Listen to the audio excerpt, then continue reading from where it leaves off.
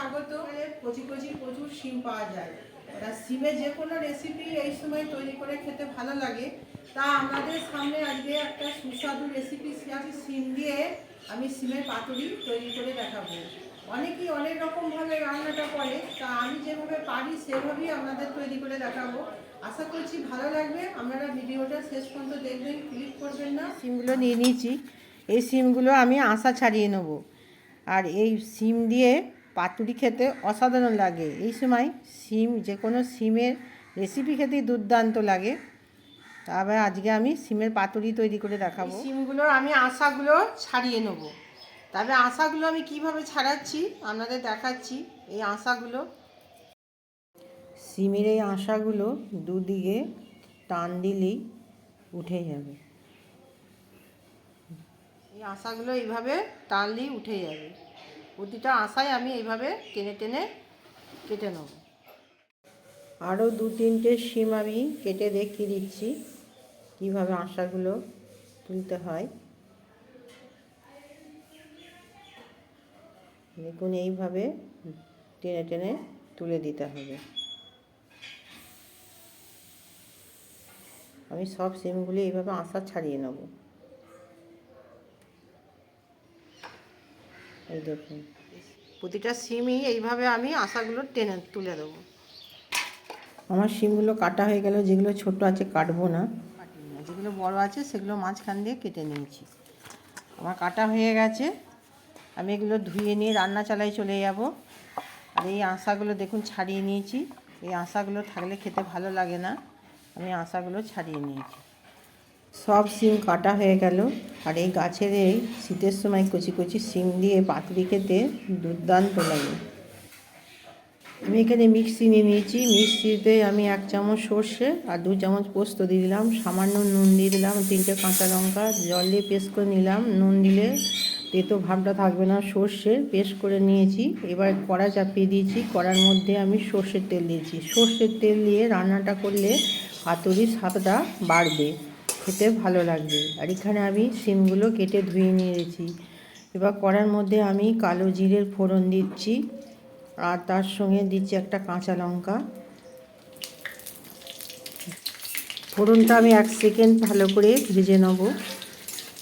এবার এর মধ্যে আগে থেকে আমি একটা পেঁয়াজ কুচিয়ে নিয়েছি, সেই পেঁয়াজ আমি এর কড়াইয়ের মধ্যে দিয়ে দিলাম ফোড়নের মধ্যে।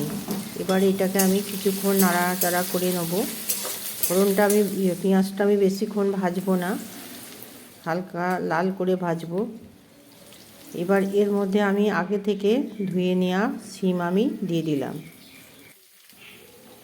সিম আর পেঁয়াজ দিয়ে 1 মিনিট আমি ভালো করে নাড়াচাড়া করে নেব। দিয়ে এর মধ্যে আমি সামান্য একটু হলুদ গুঁড়ো দেবো আর একটু লঙ্কা গুঁড়ো দেবো। এবার লঙ্কা গুঁড়ো আর হলুদ গুঁড়ো দিয়ে আমি এটাকে 2 মিনিট রান্না করে নেব। সিমগুলো ভাজা ভাজা হয়ে আসবে। দিয়ে এর মধ্যে আমি আগে থেকে সর্ষে আর পোস্ত পেস্ট করে নিয়েছি আর কাঁচা লঙ্কা দিয়ে দিলাম। এবার দিয়ে এটাকে আরও 2 মিনিট কষিয়ে কষিয়ে রান্না করব। যত কষিয়ে রান্না করা হবে খেতে তত টেস্ট বাড়বে। এবার এর মধ্যে আমি লবণ দিয়ে দেবো, স্বাদ মতো লবণ দিয়ে দেবো। লবণটা বাড়া কমা করে নেওয়া যেতে পারে। এবার মশলা ধোয়া যে জলটা আছে এর মধ্যে দিয়ে দেবো। এটা দিয়ে আরও 2 মিনিট আমি নেড়ে নেড়ে রান্না করে নেব। এই শীতের সময় সিম পাতুরি গরম ভাতের সাথে দুর্দান্ত লাগে খেতে। আপনারা একবার এইভাবে তৈরি করবেন, দেখবেন খেতে দারুণ লাগে। আমি ভালো করে নেড়ে নেড়ে কষিয়ে নিয়েছি। এবার এর মধ্যে আমি জল দিয়ে দেবো। এতে একটু জল দিতে হবে যাতে সিমটা সিদ্ধ হয়। জল দিয়ে আমি এটাকে মশলার সাথে সিমগুলো ভালো করে মিশিয়ে নিচ্ছি।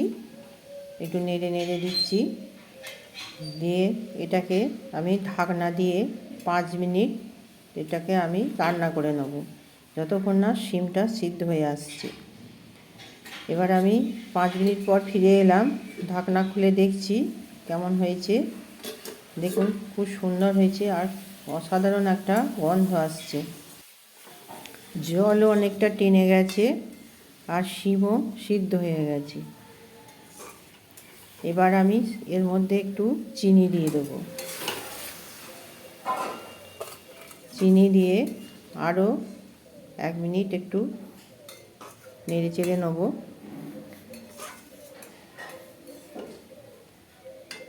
শিম পাতুরির উপরে একটু সর্ষের ঝাঁঝালো তেল দিয়ে দিলাম। এই সর্ষের ঝাঁঝালো তেলটা দিলে পাতুরির টেস্টটা আরও দুর্দান্ত হয়, স্বাদও বেড়ে যায়। বন্ধুরা, আপনারা এইভাবে একবার রান্না করবেন, খেয়ে আমাকে কমেন্ট করে জানাবেন কেমন হয়েছে। অসাধারণ খেতে হয়। আমার তৈরি হয়ে গেল আজকে শিম পাতুরি। আমি একটা থালার মধ্যে তুলে নিচ্ছি। এই শীতের দুপুরে এইভাবে একবার যদি শিম পাতুরি বানিয়ে নেওয়া যায়, তাহলে গরম গরম ধোঁয়া ওটা ভাতের সাথে দারুণ লাগে। আমি সবটাই তুলে নিলাম। আমার এই রেসিপিটি যদি ভালো লেগে থাকে অবশ্যই একটা লাইক শেয়ার সাবস্ক্রাইব করবেন। যারা করেননি তারা অবশ্যই একটা সাবস্ক্রাইব করবেন। আমি একটা প্লেটের মধ্যে তুলে নিচ্ছি, গরম গরম ভাতের সাথে আমি পরিবেশন করব।